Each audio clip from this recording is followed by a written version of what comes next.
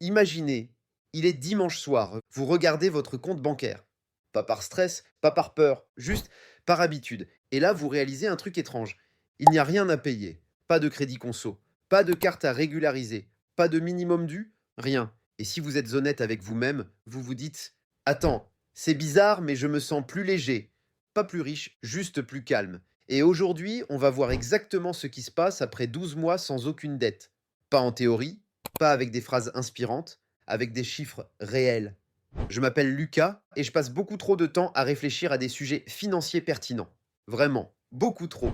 Et si vous êtes actuellement endetté, ou si vous venez juste de sortir la tête de l'eau, abonnez-vous à la chaîne et likez cette vidéo si elle vous aide, parce que ce qu'on va voir aujourd'hui n'est presque jamais expliqué correctement.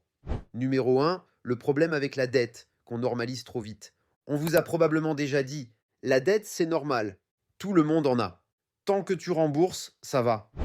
Et techniquement, oui. Mais voilà le truc, la dette n'est pas juste un problème d'argent, c'est un problème de pression constante, même quand vous gérez, même quand vous payez à temps. Votre cerveau sait qu'une partie de votre futur est déjà prise. Numéro 2, ce que disent les chiffres. Selon la Banque de France, le ménage français moyen a entre 18 000 et 23 000 euros de dette. Une grande partie a des taux supérieurs à 6%, et souvent plusieurs crédits en même temps. Prenons un cas banal. 15 000 euros de dette à 7%. Mensualité, environ 300 euros. Ça fait 3 600 euros par an qui partent avant même que vous réfléchissiez. Mais le plus important, ce n'est pas ça. Numéro 3, ce que la dette fait à votre cerveau. Des chercheurs comme Sendil Mullainathan, Harvard, ont montré que le stress financier réduit la capacité cognitive, l'équivalent de 10 à 15 points de QI fonctionnel. En clair, vous anticipez moins bien, vous prenez plus de décisions impulsives, vous pensez court terme, pas parce que vous êtes mauvais, mais parce que vous êtes sous pression permanente. Numéro 4, les 3 phases après l'élimination des dettes. Mois 1 à 3, le vide. Quand les dettes disparaissent, il se passe un truc étrange. Vous avez l'impression qu'il manque quelque chose ou que vous allez oublier de payer. Votre cerveau est conditionné, c'est normal. Mois 4 à 6, la stabilité. À ce stade, les fins de mois deviennent prévisibles. Les imprévus sont absorbables. Le stress bancaire chute fortement. Statistiquement, vous économisez 200 à 400 euros par an juste en frais évités. Mais surtout, vous commencez à penser différemment. Mois 7 à 12, le déclic. C'est là que ça devient vraiment intéressant. Sans dette, vous épargnez plus facilement, vous hésitez moins, vous prenez de meilleures décisions. Selon l'OCDE, à revenus égaux, un ménage sans dette épargne 2 à 3 fois plus. Pas par magie, par marge mentale.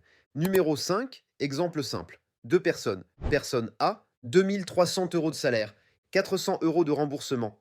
Épargne, 0 euros. Personne B, même salaire, aucune dette. Épargne, 300 euros par mois. Après 12 mois. A, 0 euros. B, 3600 euros. Mais surtout, B peut attendre, B peut investir. B ne panique pas, la richesse future se crée ici, pas plus tard. Numéro 6, les objections classiques. Avec l'inflation, ça ne sert à rien. Faux problème. L'objectif n'est pas le rendement. L'objectif est la liberté mentale. Je préfère investir que rembourser.